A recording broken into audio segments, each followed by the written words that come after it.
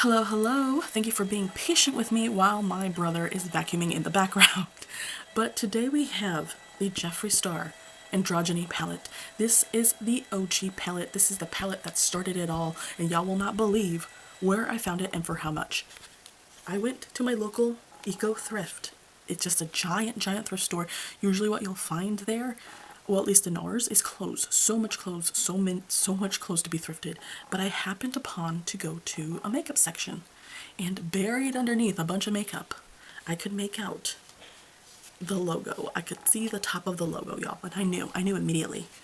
And so for $5.29 at the eco thrift, I was able to find this palette and I bought it, and I was able to open it and look at it before I bought it. It was like slightly swatched, but not every shade was touched. So I knew what I was getting into when I bought this. You can tell from the outside that it's pre-loved and someone's been holding it on to it for a while. From what I remember, I don't think I've ever had this palette. I think this palette was possibly already sold out by the time that I came on to liking Jeffree Star products. So I was very excited to use this. I thought, come on now, $5, let's try it out. Y'all, this palette, it still holds up. This palette holds up. Holy God. I wish the formula for the Beauty Killer was like this one. Because the first Beauty Killer,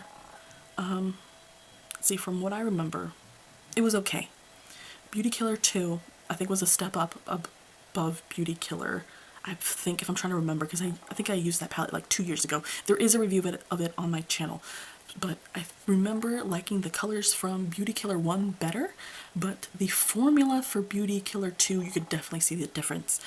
For this one, girl, listen, my gripe with this palette has always been that the shades in here look outdated as hell. It is giving 2010, and I'm like, oh, I don't want that palette. No, girl, it's ugly, it's outdated, no one uses these colors. Ooh, girl, I grabbed this palette with me to take with me on a trip. We were visiting family back in Oregon, and so I took this with me for the Easter weekend. It was so good. It was so good. If y'all have this palette, y'all need to pull it out again.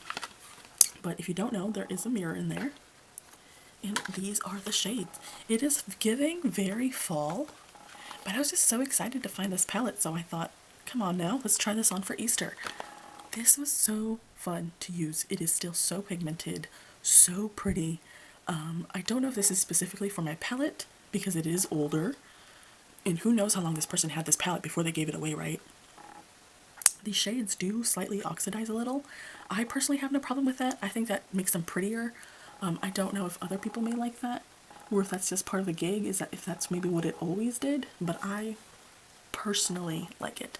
These are so pigmented, so pretty, so pretty.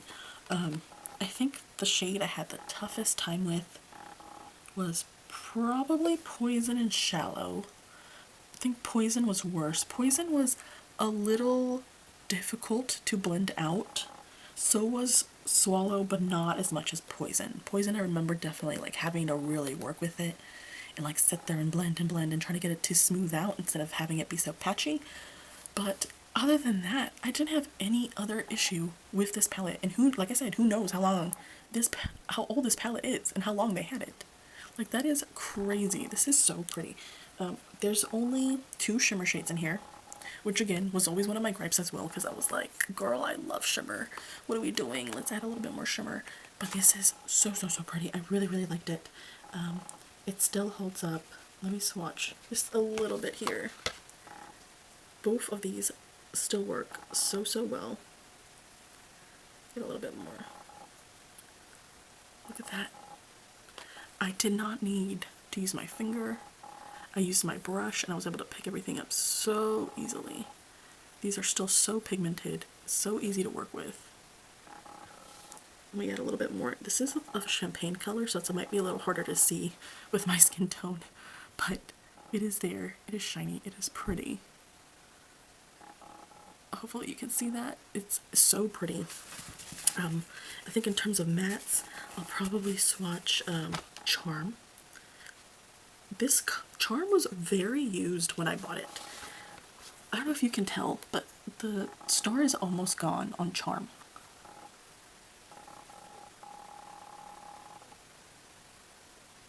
Whoever had this before really liked this orange. And this, look how orange, look how pigmented that is. That is so intense. Look at that. Are you insane? Look, that, how could you not love that? That is so pretty. Like, even just these three shades go together. Like, it makes sense to me when I look at this. How freaking pretty. How pretty. I personally also really liked, I'm not going to swatch all of it, but I'm going to swatch Military. Military was really pretty. I wore a dress with green and blue on Easter, so I used this shade along with these other two shades, and this is so pretty. It's such a pretty olive green. So nice. Added the perfect amount of color. I love this. I really, really had so much fun using this palette. This is absolutely staying in my collection. I can't believe what a great price I found this at. This is so freaking pretty. Like, are you kidding me? That is so amazing. I love that. Look at that. Wow. I'm so happy I bought this, and I picked it up just for a laugh, but this is still so good. This is the palette that put Jeffree Star Cosmetics on the map, and I'm so freaking happy that I have this. This is so good. This was so fun. I'd love to know y'all's experience. If you have this palette, how long have you had it for?